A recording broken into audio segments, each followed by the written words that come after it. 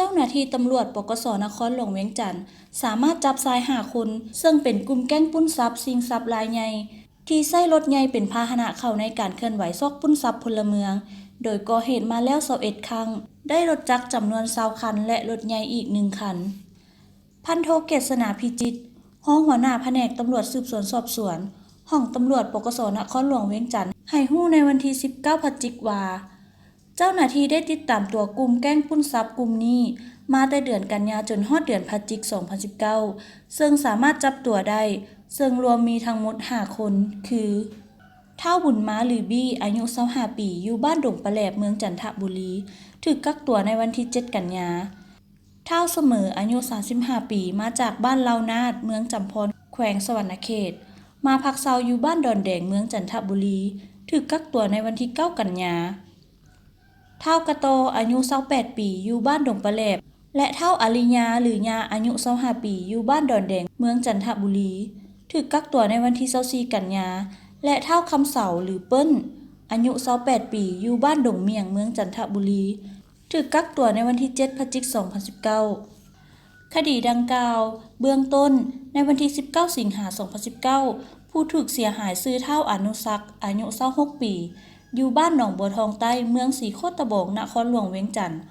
ได้เข้าแจ้งความต่อเจ้าหน้าที่ปกส.ว่าเวลาประมาณ 20:00 ของวันที่19 สิงหาคมได้เลิกเวียกที่ร้านอาหารแห่งหนึ่งอยู่เขตศูนย์การค้าลาวไอเต็กแล้วเดินทางกลับเฮือนด้วยรถกระบะโดยนำใช้เส้นทางแคมป์ของพอขับรถไปฮอดเขตหน้าโรงแรมดอนจันทร์พาเลสได้เกิดอุบัติเหตุดาดกับรถกระบะเชฟโรเลตสีขาวหมายเลขทะเบียนนน1168กำแพงนครที่จอดอยู่แคมทางซึ่งได้จอดรถเพื่อเบิ่งรถแต่บ่มีคนอยู่บริเวณนั้นตนก็ขับรถกลับเฮือนเมื่อขับรถใกล้ฮอดหน้าเฮือนมีคนให้ขับรถเก๋งสีขาวบ่จื่อยี่ห้อและป้ายทะเบียนขับมาตัดหน้าจากนั้นมีผู้ชาย2 คนลงมาจากรถแล้วเว้าว่าเจ้าดาดรถหมู่ข่อยแล้วหลบหนี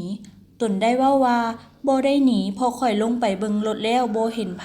จึงขับรถออกมาจากนั้นชายคนหนึ่งได้เข้ามาล็อกแขนไว้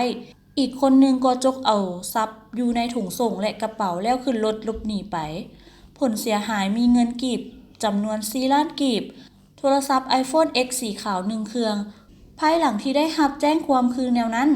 ทางเจ้าหน้าที่ได้จัดกำลังวิชาเฉพาะลงติดตามเป้าหมายอยู่จุดล่อแหลมต่างๆมาฮอดวันที่7 กันยายนที่ผ่านมา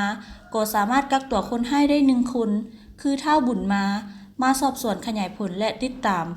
กักตัวผู้ร่วมขบวนการคือเฒ่าเสมอเฒ่ากะโตเฒ่าอาริญาและเฒ่าคำเสาผ่านการสอบสวนพวกเกี่ยวทั้ง5 คนได้รับสารภาพว่า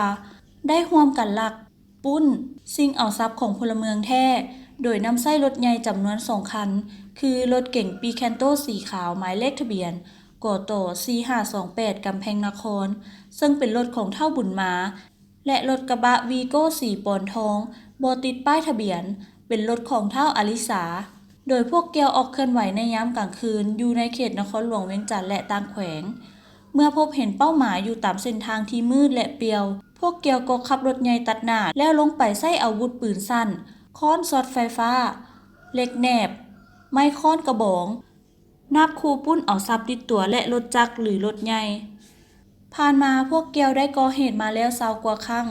และเคยลงมือปล้นทรัพย์เอารถใหญ่ยี่ห้อ Toyota Fortuner 1 คันปัจจุบันเจ้าหน้าที่สามารถเก็บกู้ของกลางประเภทรถจักรคืนได้จำนวน6 คันและจะสืบต่อเก็บกู้ตืมอีก